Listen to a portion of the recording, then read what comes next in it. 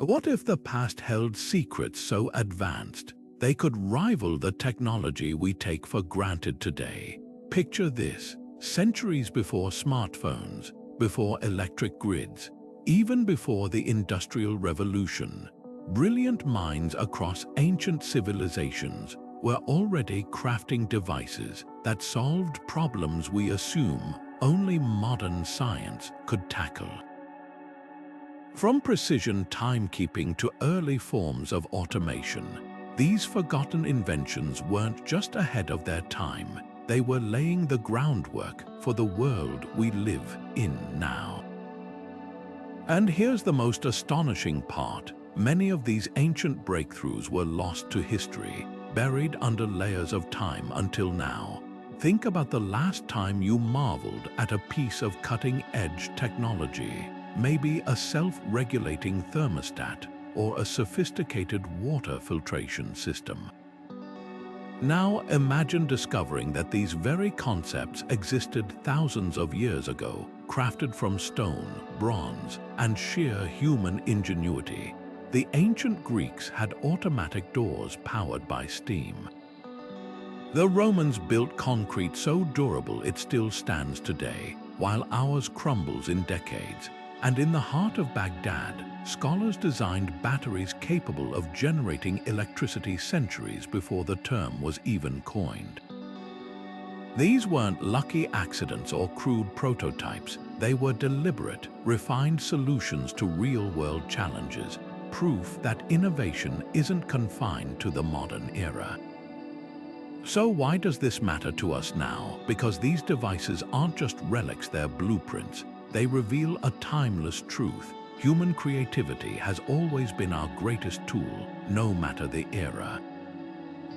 And by rediscovering these ancient wonders, we might just find inspiration for the future.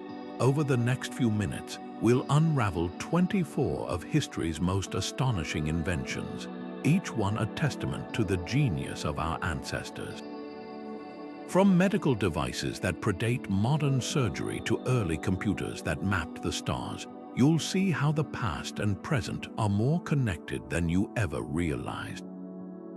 So settle in, because this isn't just a history lesson, it's a journey into the untold story of human brilliance, waiting to be rediscovered. Let's begin with one of the most jaw-dropping artifacts ever recovered from the ancient world, the Antikythera Mechanism. Found in a shipwreck off the coast of Greece in 1901, this bronze marvel dates back to around 100 BCE, and it's so advanced that historians initially assumed it couldn't possibly belong to that era.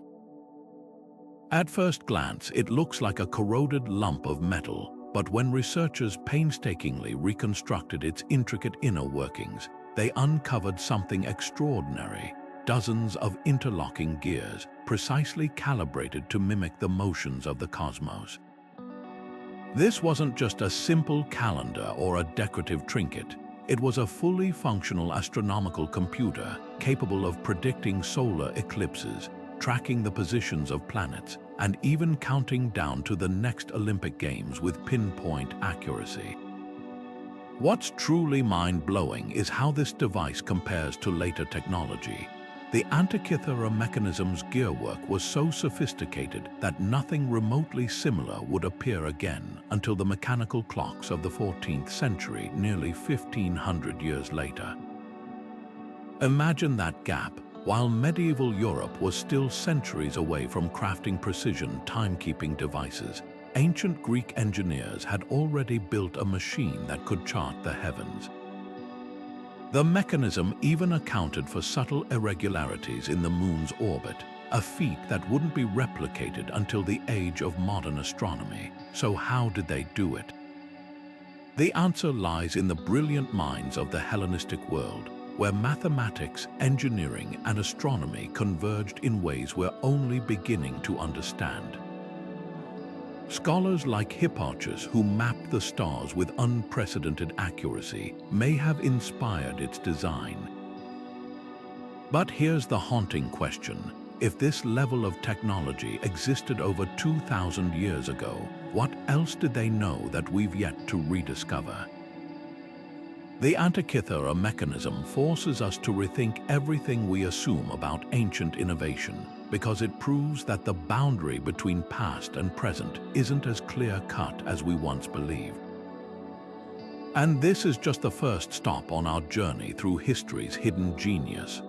While the Antikythera Mechanism reveals the astonishing precision of ancient engineering, the Romans were mastering an entirely different kind of innovation, one that still stands today, literally. Walk along the Mediterranean coast, and you'll find 2,000-year-old harbors, piers, and breakwaters that have weathered storms, tides, and even earthquakes with barely a crack. Meanwhile, modern concrete structures exposed to seawater often crumble within decades. The difference, a recipe so advanced that scientists are only now unraveling its secrets. Roman concrete wasn't just durable, it defied time itself, growing stronger with age thanks to a brilliant fusion of volcanic ash, lime, and seawater. The magic lies in the chemistry. When modern concrete mixes come into contact with salt water, the corrosion process begins almost immediately.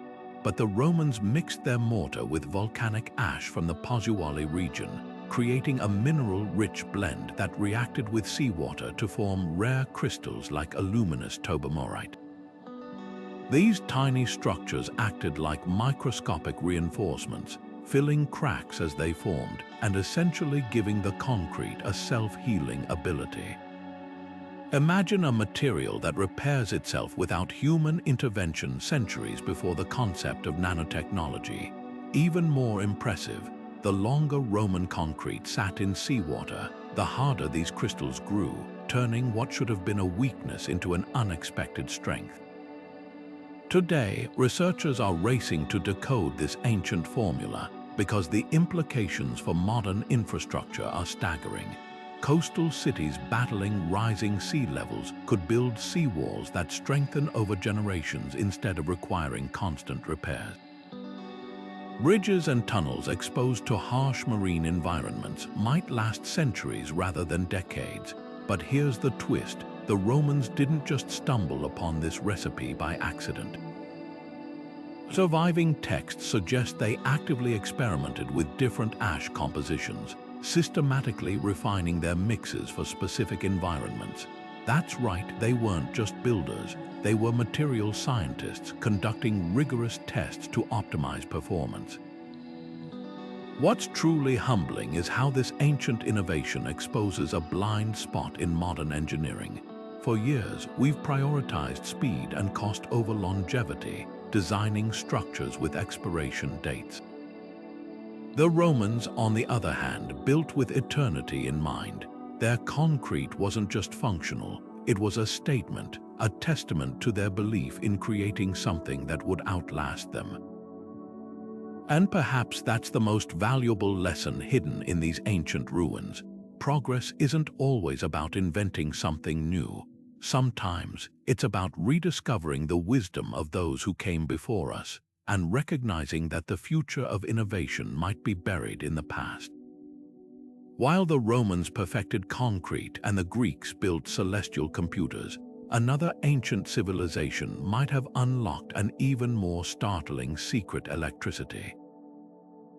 Deep in the sands of Mesopotamia, archaeologists uncovered an artifact so baffling that it rewrites our assumptions about technological timelines. Known as the Baghdad Battery, this unassuming clay jar, roughly the size of a grapefruit, contained a rolled copper sheet, an iron rod, and traces of an acidic substance like vinegar or wine. When reconstructed by modern researchers, replicas of this 2,000-year-old device produced measurable electric current, enough to power small-scale applications. The implications are staggering. Centuries before Alessandro Volta invented the first recognized battery in 1800, someone in ancient Parthia may have been experimenting with electrochemistry. What's particularly fascinating is how this device challenges our understanding of ancient innovation. Unlike monumental structures or mechanical gadgets, the Baghdad Battery represents something far subtler: a grasp of invisible forces. Some theorists suggest these vessels could have been used for electroplating, coating objects with thin layers of gold or silver using electricity, a technique we associate with the Industrial Age. Others propose medical applications, as ancient texts describe using electric fish to numb pain, hinting at early experiments with therapeutic currents. Even if its exact purpose remains debated, the battery's design reveals a deliberate understanding of basic electrical principles. Dissimilar metals immersed in an electrolyte create a charge. The controversy surrounding the Baghdad Battery only deepens its mystery. Skeptics argue it might have been a storage jar for sacred scrolls, its metal components merely decorative. But here's the counterpoint. If it wasn't a battery, why does its construction so neatly align with electrochemical principles? And why were similar artifacts found across the region?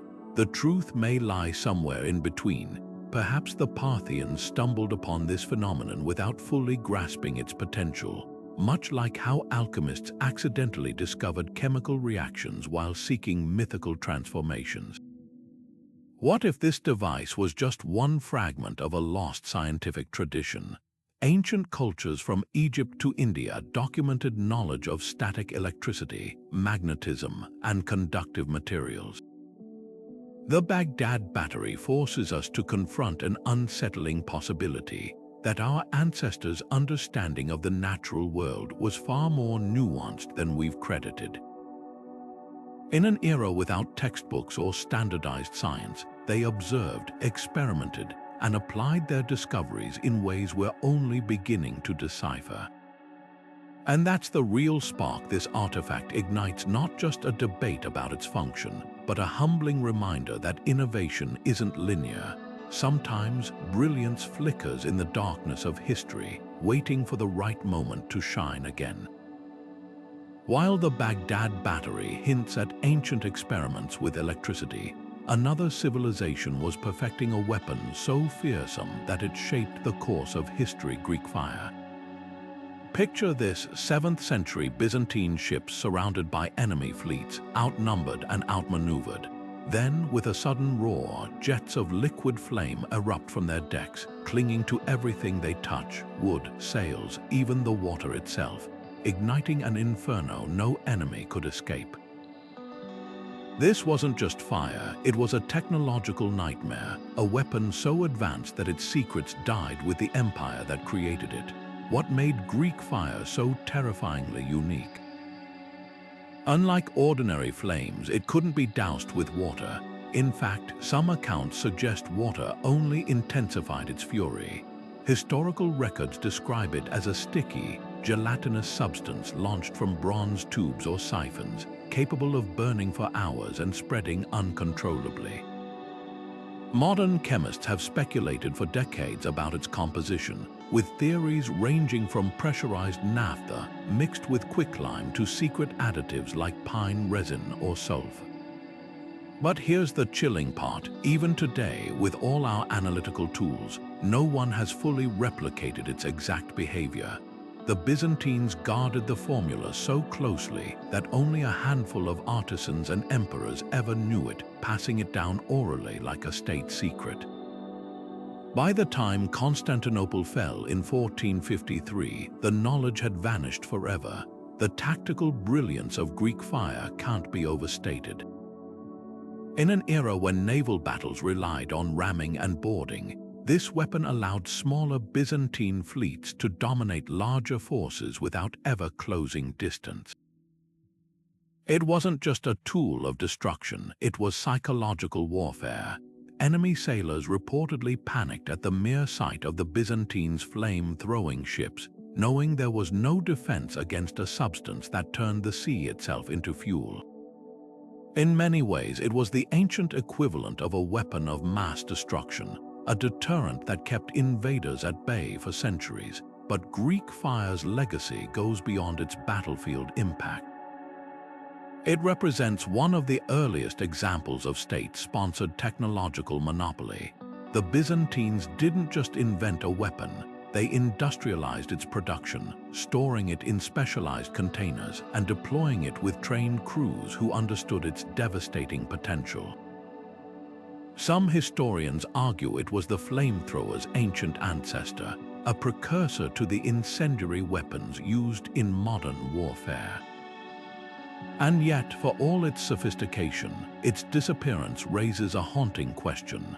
How many other breakthroughs from the ancient world vanished because their creators took the secrets to their graves? Perhaps the most striking lesson of Greek fire isn't about chemistry or warfare, it's about the fragile nature of knowledge itself. For centuries, this weapon defined an empire's survival, only to fade into legend when that empire fell. It reminds us that innovation isn't just about discovery, it's about preservation. And in that sense, the blazing ghost of Greek fire still burns today, not on water, but in our collective memory, a warning of how easily brilliance can be lost to time. While Greek fire dominated naval warfare on land, another ancient innovation was revolutionizing combat, the Qin Dynasty's crossbow trigger. This seemingly simple mechanism, crafted over 2,000 years ago, wasn't just a weapon. It was a masterpiece of engineering and mass production that would make even modern military contractors nod in respect. Picture the battlefields of ancient China, where armies clashed with swords and spears until the Qin Dynasty unleashed a weapon so precise and deadly, it shifted the balance of power entirely. What made their crossbows different? A bronze trigger system so advanced that historians consider it the world's first example of standardized modular weaponry. The genius of the Qin crossbow lay in its design. Each trigger mechanism consisted of interchangeable parts, cast from bronze using identical molds. This meant that if a soldier's crossbow broke mid-battle, they could swap out a damaged component in seconds, no blacksmith required. It was an ancient precursor to the assembly line, centuries before Henry Ford. But the innovation didn't stop there. Archaeologists examining the terracotta army's weapons found something astonishing. Even the arrowheads were mass-produced to uniform specifications, with tolerances so tight that they could be fitted to any crossbow without adjustment. This wasn't just craftsmanship, it was early industrial warfare. What's even more impressive is how the Qin Dynasty optimized these weapons for sheer tactical dominance. Their crossbows could pierce armor at over 200 yards, outranging most contemporary bows. Soldiers trained to fire in rotating volleys, creating relentless barrages that overwhelmed enemies before they could close the distance. The triggers themselves were ergonomic, with a smooth release that minimized shaking, a detail that wouldn't reappear in firearm designs until the Renaissance. Modern military historians often compare the Qin crossbow to the AK-47, rugged, reliable, and devastatingly effective in the hands of even minimally trained troops. But perhaps the most fascinating aspect of this ancient weapon is what it reveals about the Qin mindset. This wasn't just a tool for conquest, it was a statement of bureaucratic brilliance. The dynasty maintained vast armories stocked with pre-assembled triggers and spare parts, a logistical system that mirrored today's military supply chains. Surviving records even show meticulous inventory lists, tracking every component down to the last bronze spring. In an era when most armies relied on hand-forged weapons, the Qin treated warfare like a science, prioritizing efficiency, scalability, and repeatability principles that define modern manufacturing. The legacy of the Qin crossbow trigger echoes far beyond ancient battlefields. Its modular design philosophy foreshadowed everything from replaceable gun parts in the 19th century to today's push for 3D printed weapon components. And it forces us to reconsider what innovation really means. Sometimes progress isn't about inventing something entirely new, it's about perfecting the systems that make technology accessible. The Qin didn't just build a better weapon, They built a blueprint for how societies scale excellence, proving that even in antiquity, the seeds of industrialization were already taking root. While empires rose and fell around him, a lone inventor in 1st century Alexandria was tinkering with an idea that could have rewritten history. Hero of Alexandria's Eolipile, a deceptively simple bronze sphere perched atop a boiling kettle, wasn't just a curiosity. It was the world's first working steam engine, a device so ahead of its time that it would take 1,500 years for humanity to grasp its full potential.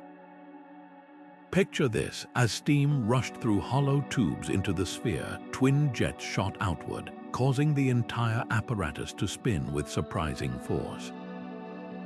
In that moment, Hero had unlocked the fundamental principle behind every steam turbine, jet engine, and rocket propulsion system to come: the staggering part. He treated it as little more than a party trick. What makes the Eolipile so revolutionary isn't just its mechanics, it's the missed opportunity. Unlike the water wheels and animal-powered machines of antiquity, this device harnessed thermal energy directly, converting heat into motion with startling efficiency.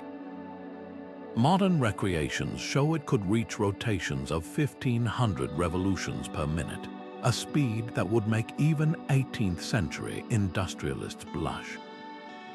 Yet in Hero's writings, it's listed alongside temple marvels and stage props, categorized as entertainment rather than industry. Historians still debate why this breakthrough never scaled beyond the philosopher's workshop. Some argue that slave labor made mechanical innovation unnecessary, while others point to the lack of precision metalworking tools needed for larger versions. But the most tantalizing theory, that Hero and his peers simply didn't recognize the world-changing potential staring them in the face. Consider the ripple effects if they had. The Industrial Revolution didn't just need steam power, it required the vision to apply that power systematically. Hero's manuscripts reveal he understood gear trains, pneumatics, and even primitive programmable automata. Pair those insights with widespread steam engines, and you're looking at a Roman Empire with mechanized factories, railways, or even early steamships. The mathematics existed. Archimedes had already laid the groundwork for calculus. The metallurgy was advancing rapidly, as seen in Damascus steel and Roman concrete. All the pieces were there, waiting to click into place. Yet the Eolipile's true legacy might be more profound than any alternate history. When James Watt refined the steam engine in the 1700s, he wasn't reinventing the wheel, he was unknowingly following in Hero's footsteps. The same principles that spun that ancient bronze sphere eventually powered locomotives, factories, and entire nations. And that's the haunting beauty of this device. It proves that innovation isn't just about discovery, but context.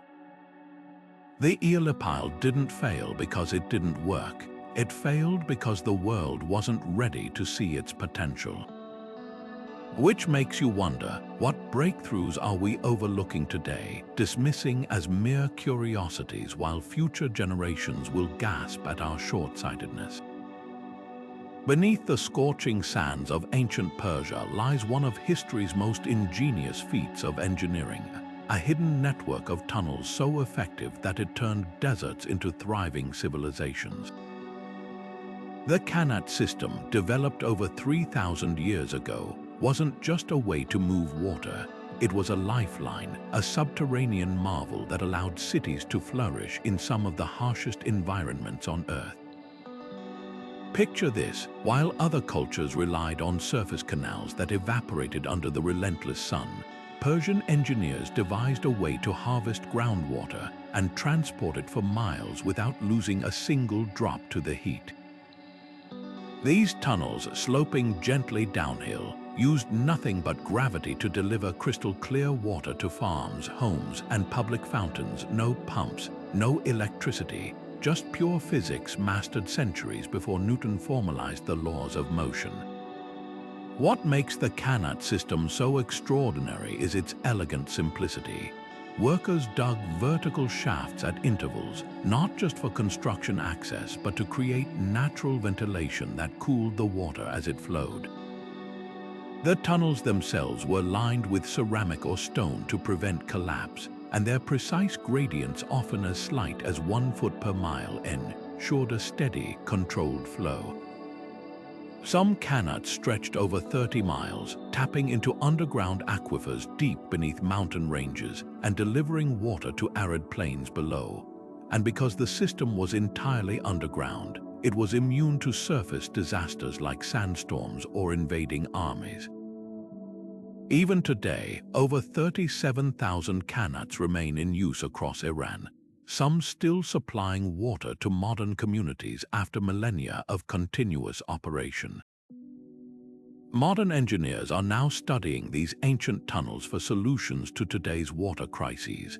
In a world where climate change is draining reservoirs and droughts are becoming more severe, the Kanat system offers a blueprint for sustainability. Unlike energy-intensive desalination plants or vulnerable above-ground pipelines, Kanats lose virtually no water to evaporation, a critical advantage in regions where every drop counts. Spain, Morocco, and even the American Southwest have revived or adapted the technique, proving that this ancient innovation is anything but obsolete. The Aflaj systems of Oman, inspired by Kanats, are so effective they've earned UNESCO World Heritage status, still irrigating date palms as they did 2,000 years ago. But perhaps the most striking lesson of the Kanat system isn't technical, it's philosophical. These tunnels weren't just built, they were maintained through communal effort, with villages sharing responsibility for cleaning and repairs. Water distribution followed strict rules to prevent waste, and disputes were settled by councils of elders. In other words, the Kanat wasn't just a piece of infrastructure. It was a social contract, a reminder that the most enduring technologies are those that align with human cooperation. As we face our own environmental challenges, that might be the most valuable secret buried in Persia's sands, not just how to move water, but how to sustain civilization itself. Buried in the ashes of a Minoan palace on Crete lies an artifact so enigmatic that it has baffled linguists, historians, and cryptographers for over a century, the Phaistos disk. Unearthed in 1908, this circular clay tablet, roughly the size of a dinner plate, is covered on both sides with a spiraling sequence of symbols unlike anything else from the ancient world. Birds, human figures, tools, and geometric shapes, 45 distinct characters in total, stamped so precisely that they reveal a startling possibility. This might be the world's first printed document, created more than 3,000 years before Gutenberg's printing press revolutionized Europe. What makes the Phaistos disk so revolutionary isn't just its age, it's the method of its creation. Each symbol wasn't carved or drawn by hand, but pressed into the clay using individual stamps, a technique that implies the existence of an entire set of reusable type. Think about what that means. While most ancient civilizations were painstakingly inscribing texts one character at a time, the Minoans may have developed a system for mass-producing written content. The disk symbols are arranged in deliberate groups, suggesting words or phrases, yet despite countless attempts, no one has cracked its code. Is it a religious hymn? A legal contract, an ancient shopping list? The mystery only deepens when you consider that no other stamped texts from this era have ever been found. Was this a lone experiment or the sole survivor of a lost information revolution? The debate over the disk's purpose reveals just how much we still don't understand about ancient innovation. Some researchers argue it was a ceremonial object, its symbols serving as a decorative prayer or invocation. Others propose it was an early attempt at archival recording, a way to standardize administrative records across the Minoan Empire. But the most tantalizing theory, that it represents a form of movable type far predating East Asia's wooden block prints or Europe's metal fonts.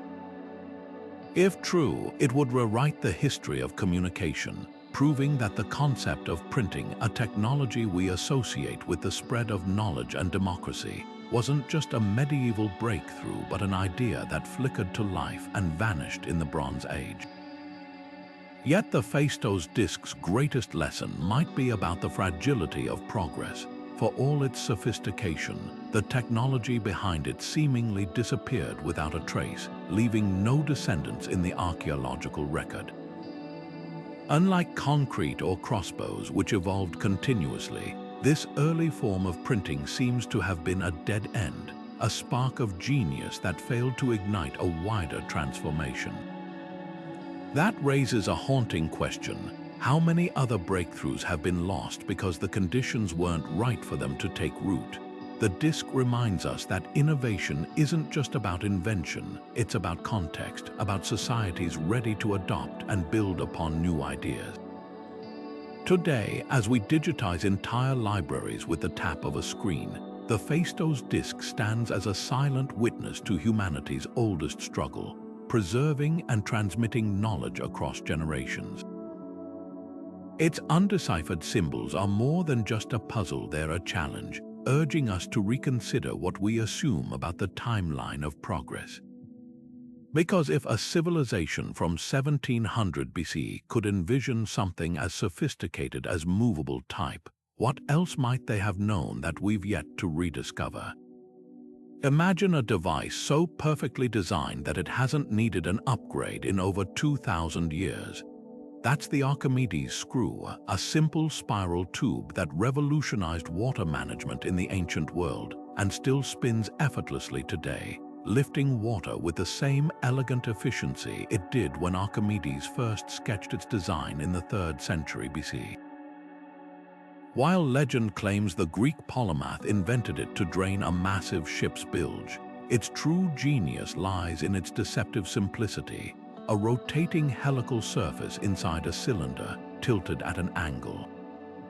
As the screw turns, water gets trapped between its blades and is pushed upward, defying gravity with minimal energy input.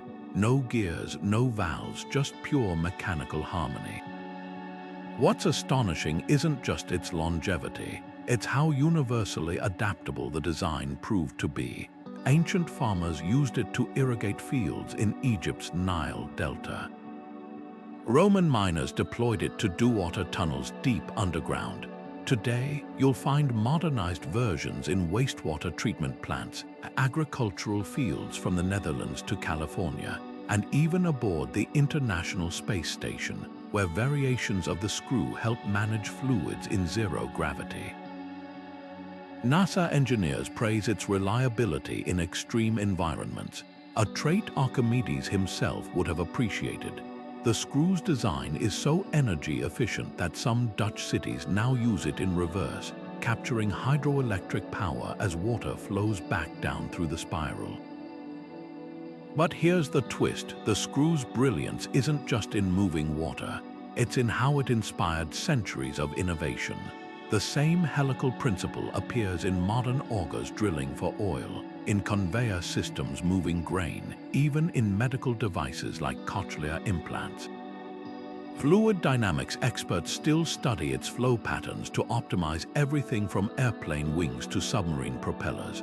And while we've added motors and composite materials, the core geometry remains unchanged, a rare case where ancient engineering outsmarted the need for high-tech upgrades. Perhaps the most telling testament to its design, unlike Greek fire or the Antikythera Mechanism, the Archimedes screw never faded into obscurity. It spread across continents, evolving subtly but never fundamentally, because it didn't need to. In a world obsessed with planned obsolescence, that's a radical idea. Technology that endures not through complexity, but through its marriage of form and function. The screw whispers a quiet truth across the millennia. Sometimes the best solutions aren't the ones that dazzle with novelty, but those so perfectly attuned to natural laws that time can't improve them. Long before the Richter scale or satellite monitoring, an ingenious device in ancient China was detecting earthquakes with uncanny precision, Heng's seismoscope. Crafted in 132 during the Han Dynasty, this ornate bronze vessel stood nearly 6 feet tall, adorned with 8 dragon heads, each clutching a metal ball above corresponding bronze toads. When an earthquake struck even hundreds of miles away, the dragon facing the tremor's direction would release its ball into the toad's mouth with a loud clang, pinpointing the disaster's origin while the ground beneath observers still felt eerily still. The brilliance of this device lies in what we still don't fully understand. Historians and engineers have debated for centuries how its internal pendulum mechanism could distinguish seismic waves from ordinary vibrations. Some theories suggest it used a suspended weight that swayed with distant tremors, triggering a series of levers to dislodge a single ball. Others propose hidden channels of mercury that flowed toward the direction of the quake, tilting the dragons like hydraulic sensors. What's undeniable is that it worked. Historical records describe it detecting an earthquake in modern-day Gansu province from the capital city of Luoyang, a feat that wouldn't be matched until 19th century seismographs. Zhang Heng's invention wasn't just a scientific tool, it was a cultural marvel. In an era when earthquakes were often seen as divine punishment, his seismoscope reframed them as measurable phenomena. The Han Dynasty, known for its bureaucratic efficiency, likely used these devices to coordinate disaster relief across its vast territories, proving that technology could serve both practical and humanitarian ends. Modern reconstructions have confirmed its startling accuracy, with some models detecting quakes as faint as magnitude 4 from over 100 miles away. Yet the seismoscope's legacy is bittersweet. Like so many ancient innovations, its design vanished for over a millennium, only resurfacing in historical texts. European seismology had to reinvent the wheel in the 1800s, lacking access to Zhang Heng's pioneering work. Today, as cities brace for the next big one, it's impossible not to wonder how much sooner earthquake preparedness might have advanced had this knowledge endured. The seismoscope stands as a testament to a timeless truth. Sometimes the difference between catastrophe and survival isn't just invention, it's the fragile thread of preservation, ensuring that brilliance isn't lost to the tremors of time. While ancient civilizations were mastering weapons, architecture, and even early forms of electricity, the Romans tackled a problem that still plagues us today: how to stay warm without turning your home into a smoke-filled oven. Enter the Hypocaust, a heating system so effective that it put medieval castles to shame centuries later. Imagine stepping into a Roman villa on a chilly winter morning, your bare feet meeting not icy stone, but warm tiles radiating gentle heat from below. This wasn't just comfort, it was engineering brilliance disguised as everyday luxury. The Hypocaust worked like an ancient furnace, but with a twist that modern HVAC engineers still admire. Slaves or servants would stoke a wood-fired furnace in an exterior room, channeling hot air through a network of hollow spaces beneath raised floors. Pillars of stacked tiles, called pili, lifted the flooring just enough to create a draft, while terracotta flues embedded in the walls carried warmth upward, turning entire structures into thermal ovens. The genius: by separating combustion from living spaces, the Romans eliminated smoke inhalation and reduced fire risk, a leap forward from the open hearths that would choke European homes for the next 1,000 years. Public baths took this system to staggering scales. The baths of Caracalla in Rome circulated Hypocaust heat through miles of underground channels, maintaining pools at precise temperatures while steam rooms reached sauna-like intensity. Archaeologists have found evidence of temperature control valves, proving the Romans didn't just heat spaces, they fine-tuned them. Wealthy homeowners even installed hollow wall tubes called tubuli to direct warmth to specific rooms, an ancient version of zoning your modern thermostat. What's truly remarkable is how this technology faded, then re-emerged.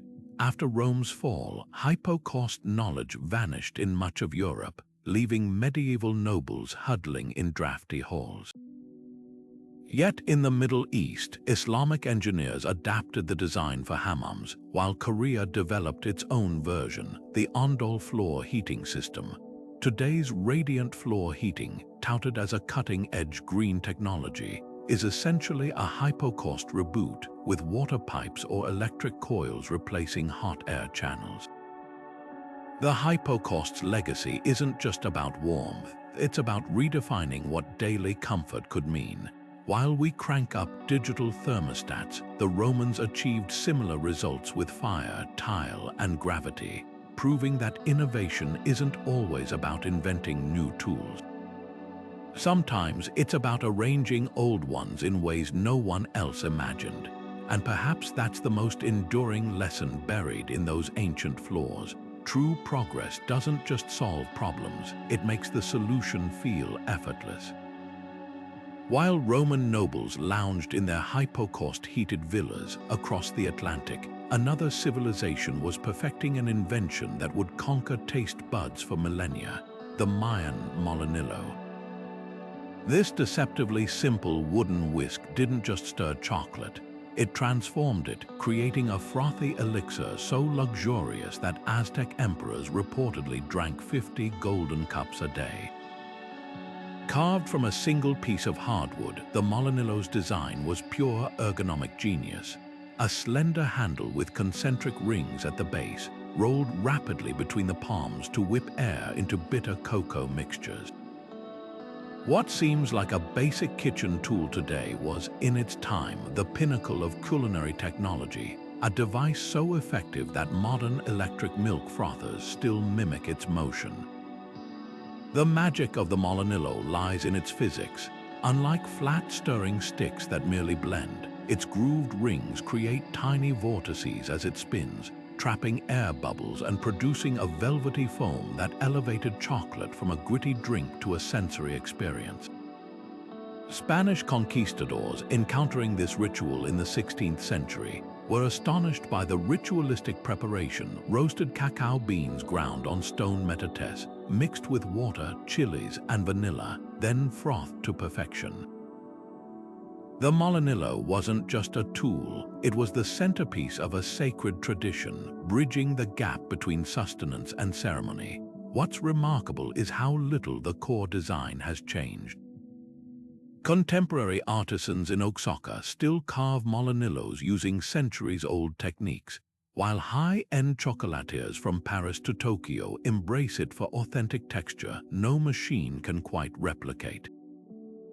Even Starbucks chocolate foam toppings owe a debt to this ancient whisk. Their automated frothing wands operate on the same principle of rapid rotation. The Molinillo's endurance speaks volumes about Mayan engineering. They didn't just solve a problem, they crafted a solution so elegant that industrial technology still struggles to improve upon it. Yet the Molinillo's legacy extends beyond the kitchen. It represents one of humanity's earliest examples of food science, the understanding that texture matters as much as flavor. The Mayans didn't just consume chocolate, they engineered its mouthfeel, recognizing how froth could soften bitterness and enhance aroma. In labs today, food chemists call this organoleptic optimization, but 3,000 years ago, it was simply wisdom passed down through generations. That's the real innovation here, not the tool itself, but the insight that pleasure could be designed. As we sip our mochas and hot cocoa, it's worth remembering that beneath every modern convenience lies ancient ingenuity. The Molinillo whispers a delicious truth. Sometimes progress isn't about replacing the old, but rediscovering why it worked so well in the first place. And in a world obsessed with high-tech solutions, that's a lesson as rich as Mayan chocolate itself. Deep in the crucibles of ancient India, metalworkers perfected an alloy so extraordinary that its secrets still elude modern science. Wootz steel. This wasn't just any metal. It was the foundation of legendary Damascus blades, swords so sharp they could split a hair lengthwise and so resilient they reportedly cleaved through lesser weapons without losing their edge. What made this steel so special? A microstructure so advanced that today's nanotechnologists study it under electron microscopes, marveling at patterns resembling swirling galaxies trapped within the metal itself. The magic of Wootz steel began with its ingredients: high-purity iron ore from southern India, mixed with specific leaves and woods rich in carbon during smelting. But the real alchemy happened during forging. Craftsmen heated and folded the metal repeatedly, not just to remove impurities, but to encourage the formation of microscopic carbides, ultra-hard carbon structures that formed intricate bands within the steel. These bands, visible as the iconic watered silk patterning on Damascus blades, gave the metal its paradoxical qualities: razor-sharp yet flexible, capable of bending nearly 45 degrees without breaking. Modern attempts to recreate this nanostructure often fail because we've lost the exact recipe, not just the materials, but the precise rhythms of heating, hammering, and quenching that ancient smiths treated as sacred rituals. What's truly staggering is how far ahead of its time this technology was. While Europe languished in the relative crudeness of wrought iron during the Middle Ages, Indian and Syrian smiths were manipulating carbon at a molecular level, achieving results that wouldn't be matched until the Industrial Revolution. Some Damascus swords even show evidence of carbon nanotubes, structures so cutting-edge that scientists only began synthesizing them deliberately in the 1990s. These self-assembling tubes, likely formed by the unique cooling process, gave the blades self-sharpening properties. Every strike realigned microscopic edges, maintaining lethality through countless battles. Yet the greatest mystery isn't how they made Wootz steel, it's why this knowledge vanished. By the 18th century, the technique had faded, leaving behind only the legendary swords and frustrated metallurgists. Some blame the disruption of trade routes that supplied key ores. Others point to the secrecy of guilds that guarded their methods too well, but the most haunting possibility: that this represented a path not taken in metallurgy. Imagine if these techniques had spread to Europe or China centuries earlier. Might we have seen steam engines built with Wootz steel components, or skyscrapers rising in the Renaissance? Today, researchers armed with particle accelerators and atomic probes are finally unraveling Wootz steel's secrets, not just to recreate historical artifacts, but to inspire new materials.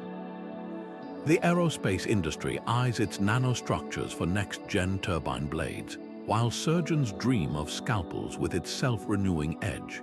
In a way, those ancient smiths achieved something modern science is still chasing: the perfect marriage of art and engineering, where beauty wasn't just skin-deep but woven into the very fabric of the material. Their legacy whispers a provocative idea that some ancient innovations weren't just ahead of their time, but perhaps even ahead of ours. Amid the fog and churning waves of the North Atlantic, Viking ships accomplished feats that still baffle historians, crossing thousands of miles of open ocean without compasses or clear skies. How did they do it? The answer might lie in a humble crystal known as the sunstone, a navigational tool so ingenious that modern scientists only confirmed its effectiveness in the 21st century. Picture a Viking navigator clutching a translucent chunk of calcite, tilting it against the overcast sky. To the untrained eye, it's just a rock, but through its prism, the sun's position reveals itself like a hidden beacon, cutting through cloud cover that would leave other sailors hopelessly lost. The science behind the sunstone is as elegant as it is effective. Calcite crystals have a unique property called birefringence. They split light into two separate beams. By rotating the stone until these beams align in equal intensity, a navigator can pinpoint the sun's location, even when it's completely obscured. Researchers from the University of Rennes recreated this technique in 2011, proving that with nothing but a sunstone and basic training, sailors could determine the sun's position within 5 degrees of accuracy comparable to early magnetic compasses. What's more, these crystals work under twilight conditions and even when the sun is just below the horizon, giving Vikings a critical edge during the long, foggy days of northern latitudes. But the sunstone wasn't just a clever trick, it was part of a sophisticated navigation toolkit. Viking sagas mention other tools like horizon boards and bearing dials, suggesting they combined multiple methods to cross oceans with startling precision. Imagine navigating from Norway to Newfoundland using nothing but crystals, stars, and an intimate knowledge of wave patterns, bird migrations, and wind directions. This wasn't blind luck, it was a system refined over generations, where oral tradition and empirical observation merged into something resembling early applied science. Modern sailors, armed with GPS and radar, still marvel at the audacity of these voyages. The real mystery isn't whether Vikings used sunstones, it's why this technology faded from history. By the time magnetic compasses reached Europe in the 12th century, the sunstone's secrets seem to have vanished, preserved only in fragmented sagas.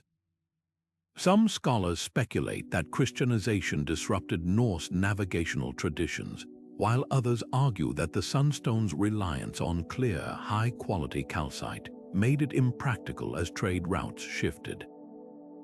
Whatever the reason, its disappearance highlights a recurring theme in ancient innovation. Brilliance isn't always preserved. Today, the sunstone's legacy is experiencing a quiet revival. Polar explorers and survivalists have adopted similar light polarizing techniques, while aerospace engineers study its principles for navigation systems in extreme environments. Yet perhaps its greatest lesson is about human adaptability.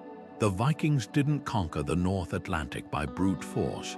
They did it by observing the natural world with ruthless curiosity, turning a simple crystal into a lens for the invisible. In an age where we rely on satellites and algorithms, that's a reminder worth holding onto. Sometimes the most advanced tool isn't the one with the most circuitry, but the one that teaches us to see the world differently. Among the golden treasures of ancient Egypt, one everyday item stands out not for its glitter, but for its startling practicality: kohl eyeliner. While today's cosmetics focus solely on appearance, Egyptian eye makeup served a dual purpose so advanced that modern laboratories have only recently confirmed its brilliance.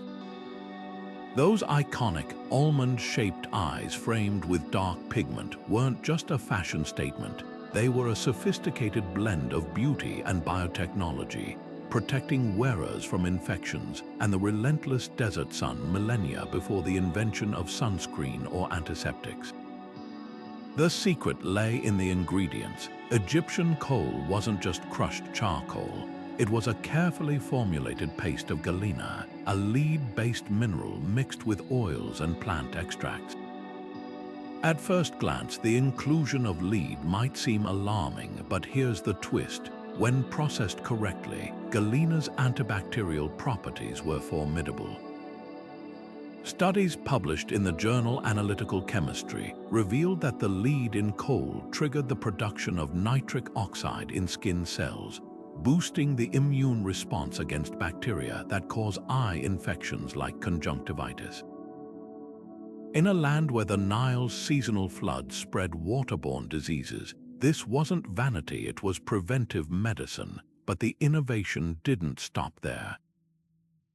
Desert sunlight reflecting off sand could be blinding, much like the glare skiers face on snowy slopes. Coal's dark pigment acted like nature's sunglasses, reducing glare and improving contrast sensitivity. Some Egyptologists even speculate that the precise application thick lines extending outward helped deflect sunlight similar to the black stripes athletes paint under their eyes today. The effect was so practical that desert nomads and warriors adopted the practice, proving its utility beyond royal courts. What's truly remarkable is how modern science keeps validating these ancient choices.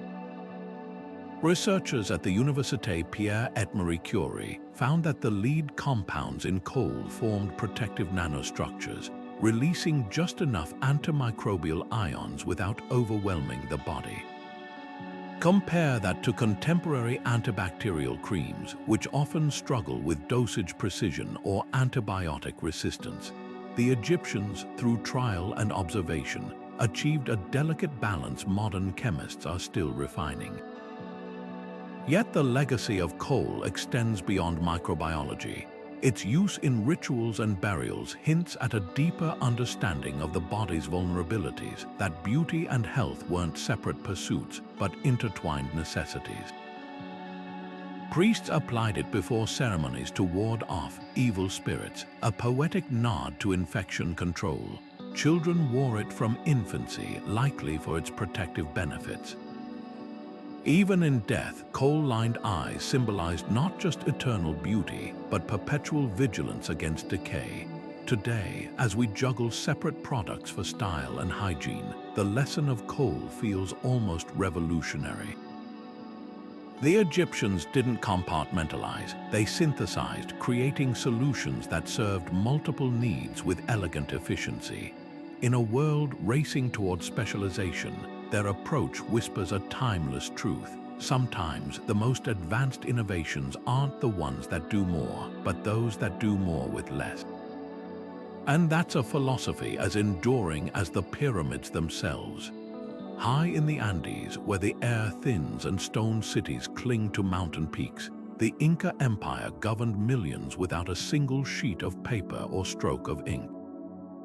Their secret, the quipu, bundles of knotted cords that transformed colorful threads and intricate knots into a sophisticated data storage system.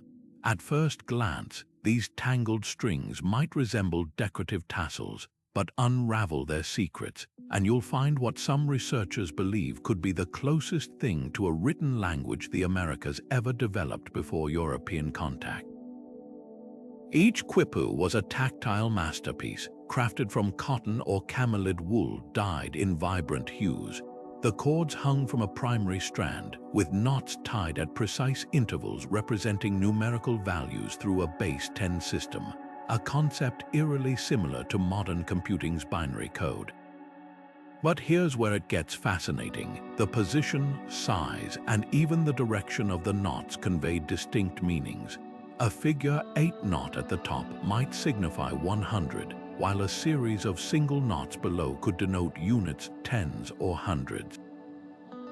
The colors weren't just aesthetic, they likely categorized data types, turning each quipu into a multidimensional spreadsheet capable of tracking everything from grain harvests to astronomical cycles. Recent breakthroughs suggest quipus were far more than accounting tools. Harvard anthropologist Gary Urton has identified over 1,500 possible combinations in knot patterns, hinting at a system complex enough to encode narratives, perhaps even poetry or historical records.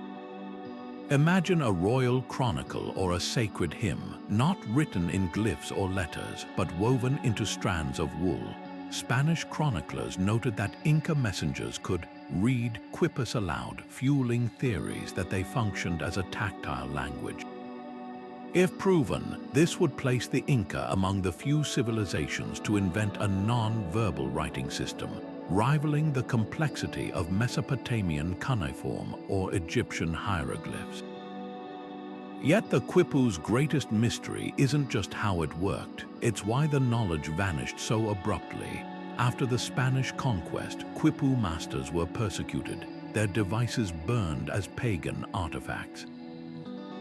Only about 600 survive today, their meanings locked away like unbreakable codes. Modern researchers are racing against time, using spectral imaging and machine learning to decode patterns. But without living interpreters, the task is like reconstructing a library from scattered book spines. What if these knots hold untold chapters of Inca history? Some scholars believe certain quippers may map trade routes spanning rainforests and deserts, or record rebellions lost to colonial erasure. Others speculate they could contain medicinal knowledge or celestial observations rivaling European star charts of the same era. Every unraveled knot brings us closer to a startling realization.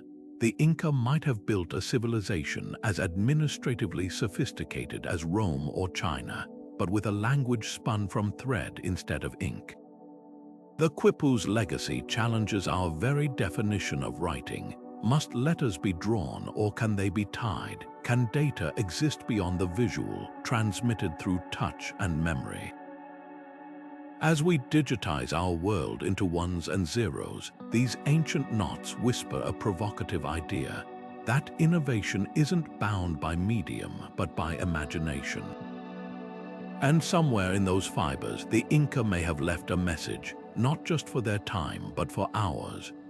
While we think of vending machines as a modern convenience, something that dispenses snacks or drinks with the push of a button, their origins trace back to an inventor whose mind operated centuries ahead of his time. Hero of Alexandria, the same genius who built the first steam engine, also gifted the world its first automated dispenser in the 1st century CE. But this wasn't for soda or candy. It was a sacred vending machine designed to distribute holy water in temples with a fairness that bordered on divine. The mechanism was deceptively simple yet brilliant in its execution. Worshippers would drop a bronze coin into a slot atop the device, where it landed on a carefully balanced lever. The weight of the coin tilted the lever downward, opening a valve just long enough for a measured amount of water to flow out. Once the coin slid off, the lever reset, cutting off the flow until the next offering. No electricity, no gears, just gravity and ingenuity working in perfect harmony. What's astonishing is how closely this mirrors the basic principle of today's vending machines. Insert payment, receive a precise portion. Hero's design proved that the concept of automated commerce wasn't born in the industrial age, it was alive and well in antiquity. But this wasn't just about convenience, it was about trust. Temples relied on donations, and the machine ensured no one took more than they paid for, eliminating the need for attendants to monitor every transaction. The device even had a built-in anti-theft feature. Its mechanism was sealed inside, making tampering nearly impossible. Imagine the wonder of ancient worshippers watching this marvel in action. Drop a coin, receive blessings, all without human intervention. In a way, Hero had invented something far more profound than a gadget. He'd created a system that blended commerce, ritual, and automation into a single act of faith. Modern engineers have recreated this device and found it remarkably precise. The weight of the coin had to be just right, too light, and the valve wouldn't open, too heavy, and it might jam. Hero likely calibrated each machine individually, adjusting the lever's sensitivity to match the local currency. This attention to detail reveals something deeper about ancient innovation. They didn't just build prototypes, they refined them for real-world use. What's haunting is how this invention foreshadowed an entire branch of technology we now take for granted. From ATMs to self-checkout kiosks, our world runs on automated transactions. Yet Hero's holy water dispenser proves the idea isn't new. It simply lay dormant, waiting for the right moment to re-emerge. Perhaps that's the true lesson of this ancient vending machine. Progress isn't always about creating something from nothing. Sometimes it's about recognizing an old idea's potential when the world is finally ready to embrace it. Among the many marvels of ancient Chinese engineering, one stands out not for its size or grandeur, but for its uncanny precision: the south-pointing chariot. Picture this, a lavishly decorated wooden carriage rolling through imperial processions, topped with a small figure whose outstretched arm never wavers from pointing south, no matter how sharply the chariot turns. This wasn't magic, it was mechanical genius, a differential gear system so advanced that modern engineers still study its principles in awe. While the magnetic compass gets all the glory in navigation history, this ingenious device solved the same problem centuries earlier without relying on Earth's magnetic fields at all. The chariot's inner workings reveal a level of sophistication that wouldn't be matched until the Industrial Revolution. As the wheels turned, an intricate arrangement of gears, some accounts describe as many as 9 interlocking sets, adjusted the figure's rotation to compensate for the vehicle's movements. If the chariot turned left, the gears rotated the figure right at precisely the same rate, maintaining its southern orientation. The system was so accurate that historical records boasted could navigate a full circle and still point true, a feat that would stump most mechanical devices even today. What's staggering is that this predates European differential gears by over 1,000 years, proving that ancient Chinese artisans weren't just tinkerers, they were pioneers of mechanical computing. But why go to such lengths when magnetic compasses existed? The answer lies in reliability. Early compasses were notoriously finicky, thrown off by nearby metal objects or mineral deposits. The south-pointing chariot, however, worked anywhere, in mountain passes thick with iron ore or amidst the clanging weapons of a military parade. Some scholars believe it was originally developed for Emperor Huangdi's army, allowing troops to coordinate maneuvers in fog or darkness without fear of disorientation. Later, it became a symbol of imperial authority, its flawless operation demonstrating the ruler's divine right to govern. After all, if a machine could defy confusion, surely the emperor could too. Modern reconstructions have exposed just how challenging this technology was to perfect. The gears had to be carved with extraordinary precision. Any slack or miscalculation would compound with each turn, sending the pointer wildly off course. Ancient texts mention specialized artisans who spent years honing their craft, passing down secret techniques through generations. Some historians speculate that the chariot's mechanisms inspired later clockwork designs, making it a distant ancestor of everything from pocket watches to the guidance systems in modern missiles. Yet the most remarkable thing about the south-pointing chariot isn't its mechanics, it's what it represents. While medieval Europe still relied on celestial navigation, Chinese engineers had already cracked the code of autonomous direction-keeping. They understood that true innovation isn't about depending on nature's cues, but about building systems that transcend them. In a way, this ancient device points not just south but forward, to a future where human ingenuity, not chance, charts the course. In the shadow of gladiatorial arenas and bustling Roman bathhouses, a quieter revolution was unfolding, one that would shape the future of medicine for millennia. The surgical tools of ancient Rome weren't just crude implements, they were masterpieces of metallurgy and ergonomics, designed with a precision that would make modern surgeons do a double take.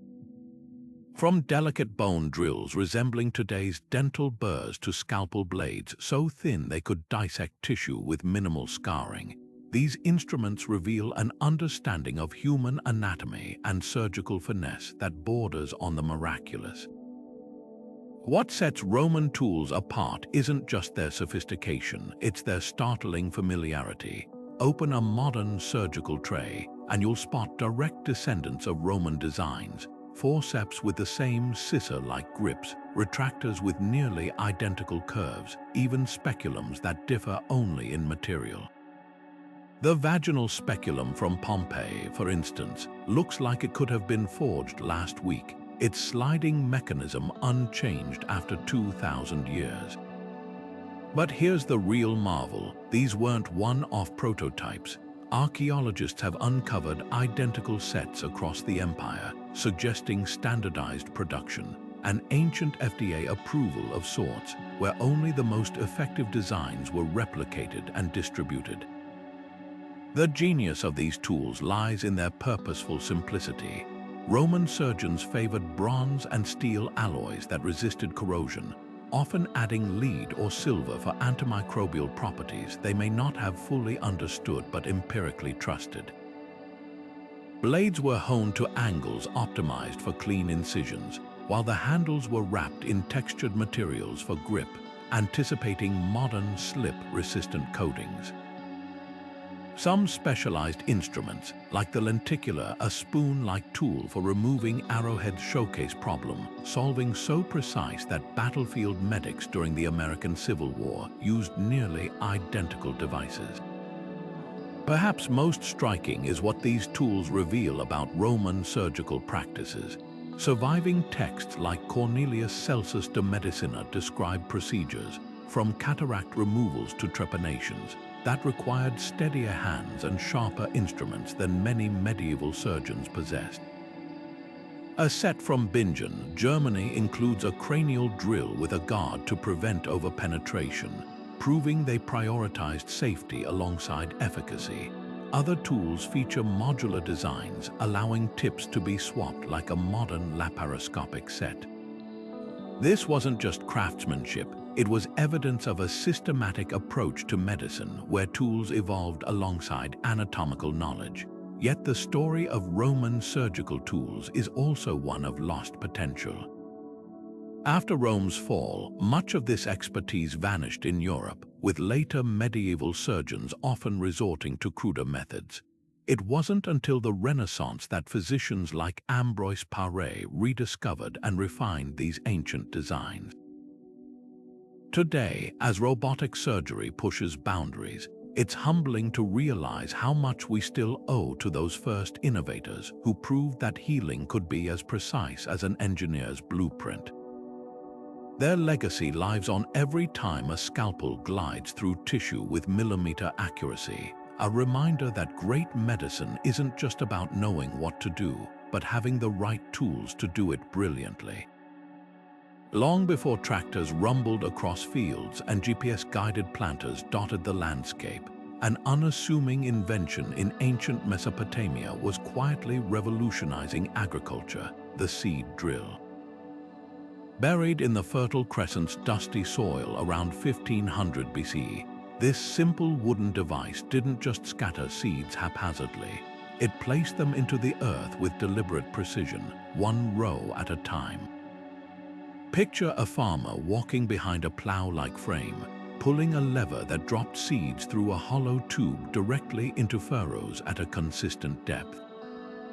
What seems like basic technology today was, in its era, a quantum leap forward, transforming farming from a game of chance into a science of predictability. The brilliance of the Mesopotamian seed drill lay in its efficiency. Before its invention, most farmers sowed by hand, wasting precious seeds to birds, wind, or uneven germination. But this tool solved three critical problems at once. It conserved seeds by placing them exactly where they'd grow, buried them at optimal depths for moisture retention, and spaced them evenly to reduce competition for nutrients.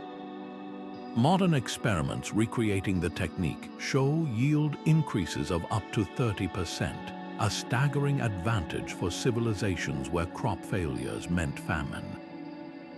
What's more, the design was adaptable. Archaeologists have found variations across regions, some with multiple tubes for planting different crops simultaneously, foreshadowing today's multi-row seeders. But here's the twist: this wasn't just a labor-saving gadget. The seed drill's true impact was ecological. By planting seeds deeper, farmers reduced soil erosion, a problem that still plagues modern agriculture.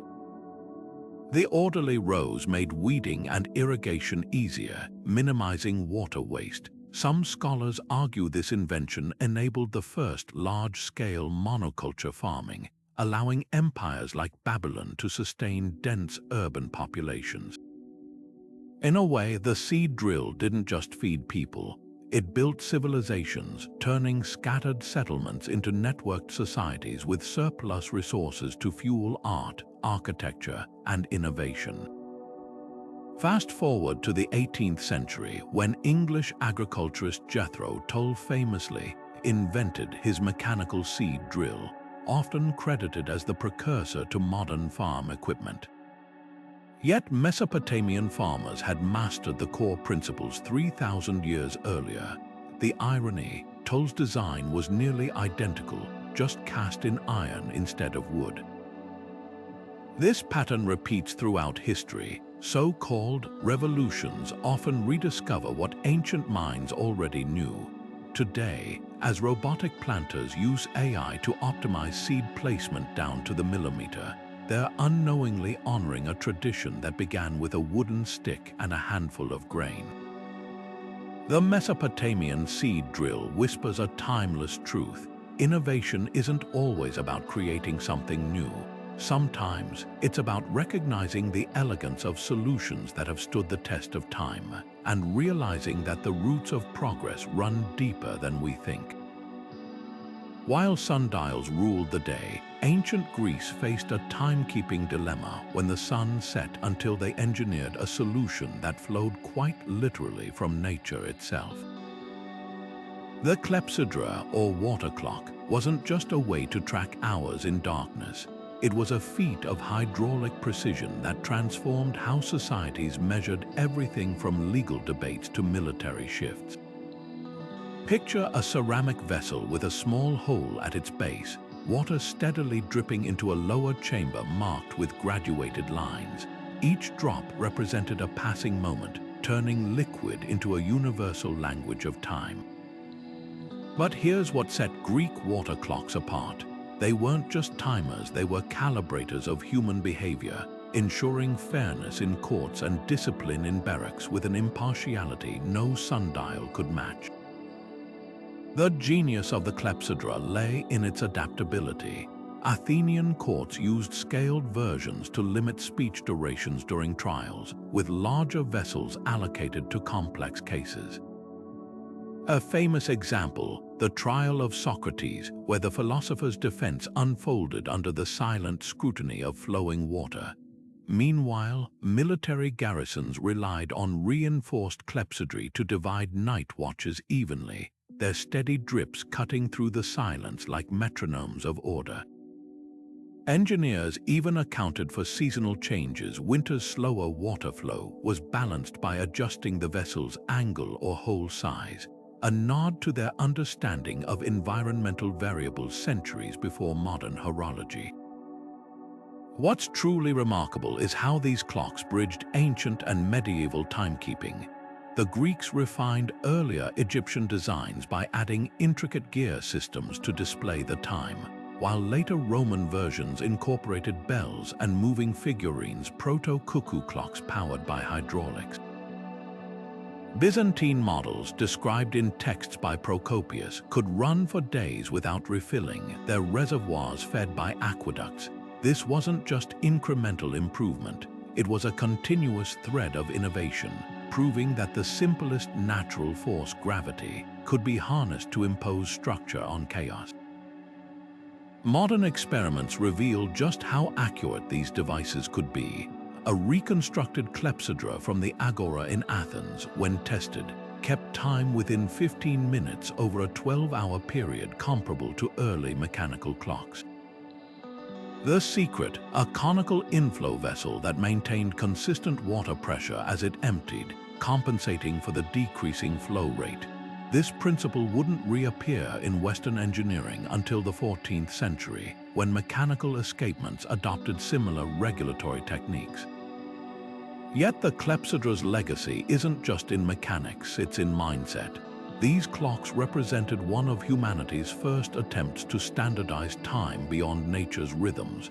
creating an abstract framework that could govern human activity independently of sunrise or season. Today, as atomic clocks synchronize global networks down to the nanosecond, we're still chasing the same goal those ancient Greeks pursued, not just to measure time, but to master it. And in that pursuit, the quiet drip of water against ceramic echoes across millennia, a reminder that sometimes the most profound innovations flow from the simplest ideas. High in the Andes, where steep slopes and thin air make farming seem impossible, the Inca and their predecessors performed an agricultural miracle, transforming mountainsides into lush, cascading gardens with their ingenious terrace farms. These weren't just simple steps carved into hills. They were feats of ecological engineering so advanced that modern sustainability experts study them today. Picture entire mountains sculpted into staggered green ribbons, each level held back by stone walls that have stood for centuries without mortar. What looks like a breathtaking landscape was actually one of the most productive farming systems in the ancient world, yielding potatoes, maize, and quinoa at altitudes where other civilizations would have starved. The secret to these terraces lies in their layered intelligence. Every element served multiple purposes. The stone walls absorbed daytime heat to protect plants from freezing nights, while their careful spacing created microclimates allowing different crops to thrive at varying elevations. Canals channeled glacial meltwater down the steps, ensuring even distribution without washing away precious topsoil, a problem that still plagues modern hillside farming. But the real stroke of genius was beneath the surface. Archaeologists have found that the Incas built their terraces like lasagna, layering gravel for drainage, rich soil for planting, and even sand filters to purify irrigation water. This wasn't just cultivation, it was symbiosis where every stone and stream worked in concert. Today's permaculture movement draws direct inspiration from these ancient techniques. The terrace's ability to prevent erosion while maximizing water retention offers solutions for contemporary climate challenges, from drought-stricken California to deforested Rwanda. Modern farmers adopting similar designs report higher yields with less irrigation, proving that working with a landscape's natural contours can outperform industrial plowing and chemical fertilizers. The Andean terraces achieved something our monoculture farms still struggle with: sustaining productivity over generations without depleting the land.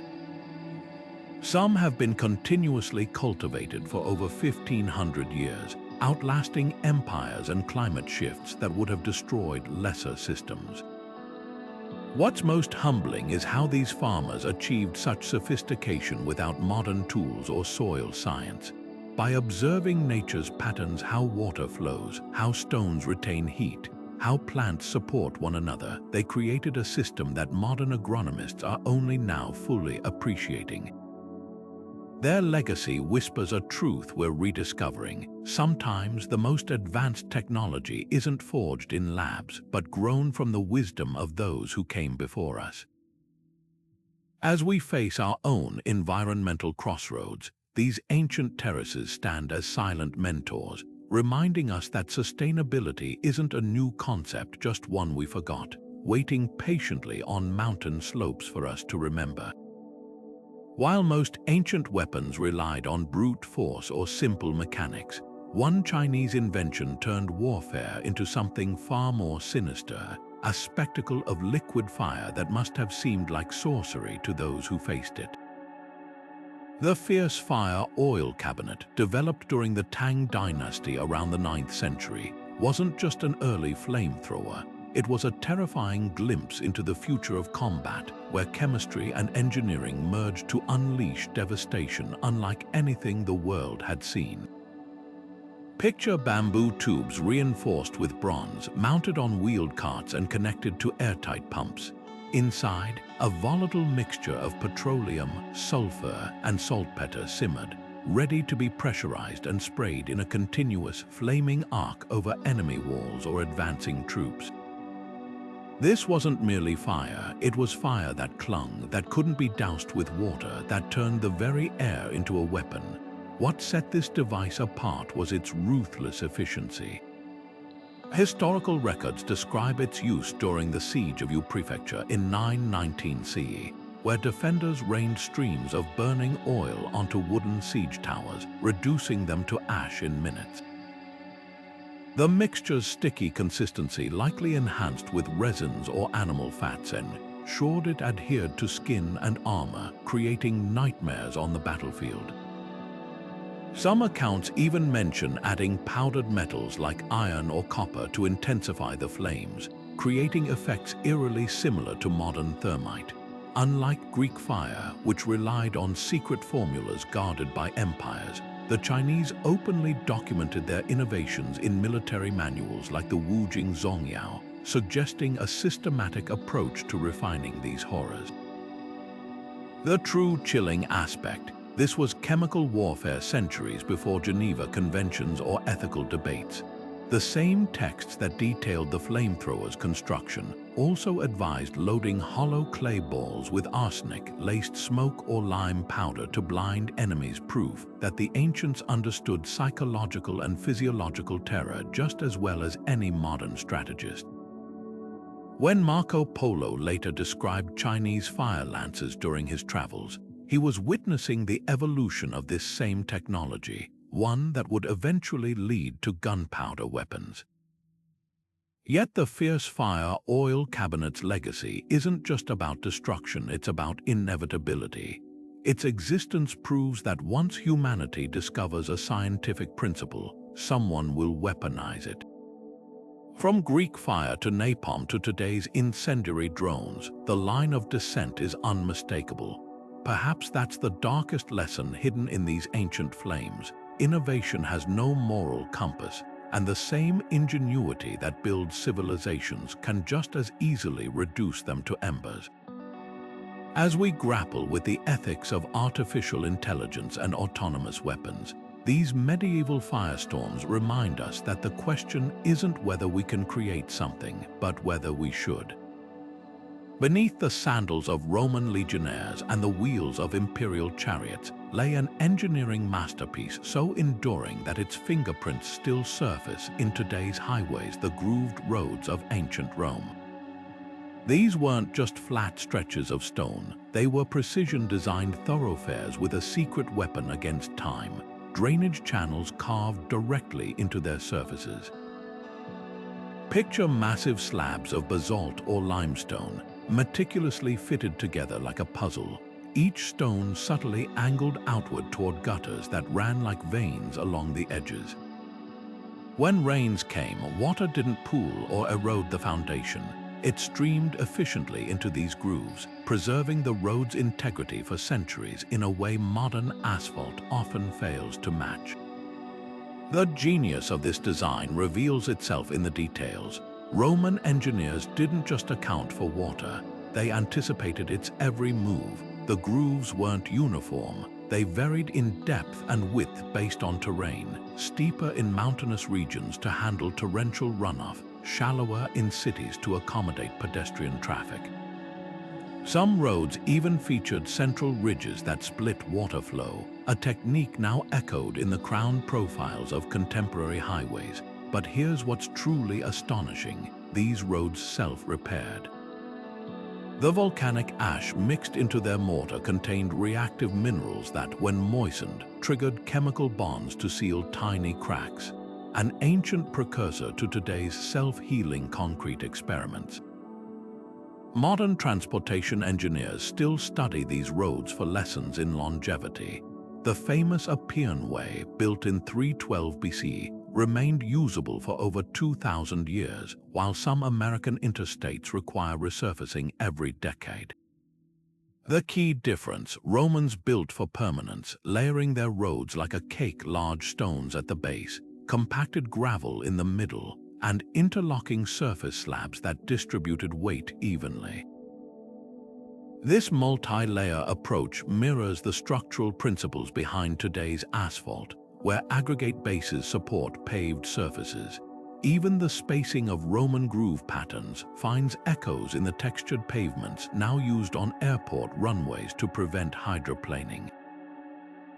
Beyond engineering, these roads were the internet of their age, connectors of cultures, economies, and ideas. A messenger could travel from Rome to Brundisium, modern Brindisi, in under 2 weeks, a speed unmatched until the 19th century. Fresh seafood from the Adriatic reached inland markets thanks to the relentless efficiency of chilled carts on smooth stone. The grooves played an unsung role here too by preventing erosion.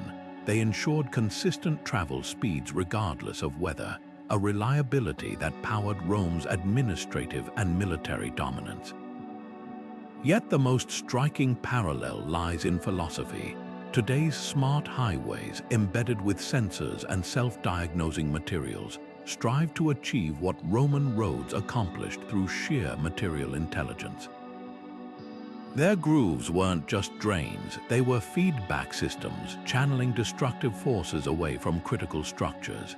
As we grapple with climate change's assault on infrastructure, these ancient roads whisper a solution. Sometimes resilience isn't about resisting nature, but redirecting it. The next time you drive on a rain-grooved freeway, remember, you're tracing the ruts of a 2,000-year-old innovation, proof that the best foundations are those that learn to flow with the storm. It's one of history's great paradoxes how civilizations capable of crafting devices rivaling modern technology could let such brilliance slip through their fingers. The disappearance of these innovations wasn't accidental. It was the collision of circumstance, secrecy, and sometimes sheer short-sightedness. Take Greek fire, that unquenchable inferno wielded by the Byzantines. Its recipe wasn't just lost, it was entombed by design, known only to a handful of emperors and artisans who took its formula to their graves. When Constantinople fell, so did the last living memory of its composition.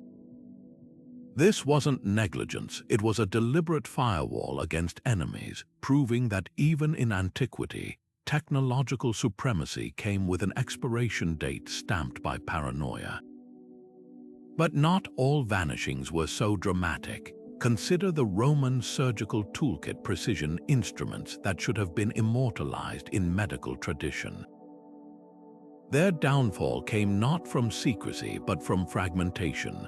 As Rome's empire crumbled, the centralized workshops producing these standardized tools disbanded.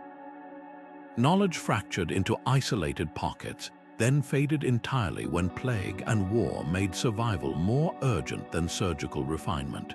Without institutions to preserve and transmit expertise, even the most advanced techniques can evaporate within generations. The same pattern doomed the Kanat systems of Persia, when Mongol invasions disrupted the communal networks maintaining these underground canals. Thousands of years of hydrological wisdom dried up like the tunnels themselves. Then there's the cruelest category, ideas too radical for their time. Hero of Alexandria's steam engine didn't fail because it didn't work. It failed because the world lacked the infrastructure to scale it. Without precision metallurgy for boilers or an economic incentive to replace slave labor, the Elipile remained a curiosity. This mirrors the fate of Zhang Heng's seismoscope, a device so advanced that later dynasties, lacking his mechanical intuition, dismissed it as mystical rather than replicate its engineering. Innovation doesn't exist in a vacuum. It needs fertile soil to take root. Yet perhaps the most unsettling lesson lies in how easily we misread history's trajectory. We assume progress marches linearly forward, but the Antikythera Mechanism's 1500-year eclipse proves otherwise. The gears of genius can spin backward when wars burn libraries, when trade routes collapse, when oral traditions fall silent. Our ancestors weren't primitive, they were pioneers navigating the same challenges we face today, with solutions we're still struggling to reinvent. Their lost technologies whisper a warning: advancement isn't guaranteed. It's a flame that must be tended, or it flickers out, leaving future generations to stumble through the dark until they strike the spark again. From self-healing concrete to celestial calculators, these 24 inventions shatter the myth that ancient societies were primitive. They weren't just ahead of their time, they were competing with ours, solving problems we'd spend centuries rediscovering. The real revelation here isn't just the brilliance of individual devices, but the pattern they reveal. Innovation isn't a straight line marching forward. It's a spiral where ideas emerge, vanish, and resurface when the world is finally ready to receive them. Consider the eerie parallels between then and now. The Romans mixed volcanic ash into their concrete for durability. Modern scientists are only now engineering self-healing materials with bacteria or polymers. The Antikythera Mechanism's gearwork foreshadowed mechanical clocks, and by extension, every precision instrument that followed. Even the humble Molinillo, that ancient Mayan frother, operates on fluid dynamics principles that baristas and chemists still rely on today. These aren't coincidences, they're proof that human ingenuity follows universal rhythms, tapping into the same fundamental truths across millennia. But here's the twist: many of these breakthroughs didn't disappear because they failed. They vanished because the ecosystems supporting them collapsed, empires fell, trade routes dissolved, or worse, knowledge became too guarded. The Baghdad Battery might have sparked an electrical revolution if its creators had shared their findings widely. The Qin Dynasty's modular crossbow triggers could have accelerated industrialization if their philosophy of standardization had spread beyond armories. History's greatest loss isn't the devices themselves, but the collaborative spirit that birthed them. This leaves us with a tantalizing question: what other solutions lie buried in manuscripts or artifacts we've yet to decipher? The Phaistos disc's undeciphered symbols could hold agricultural insights. The Inca quipu knots might encode medicinal knowledge rivaling modern pharmacology. Every unearthed fragment suggests our ancestors had entire libraries of wisdom we've only glimpsed. As climate change and resource scarcity challenge us, these ancient blueprints offer more than curiosity, they offer hope.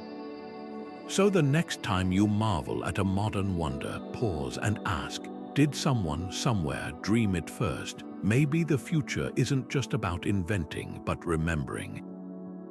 Now it's your turn. Which of these ancient marvels reshaped how you see the past? Drop your favorites in the comments and join us as we keep unearthing history's hidden genius. The past isn't finished speaking. Are we listening?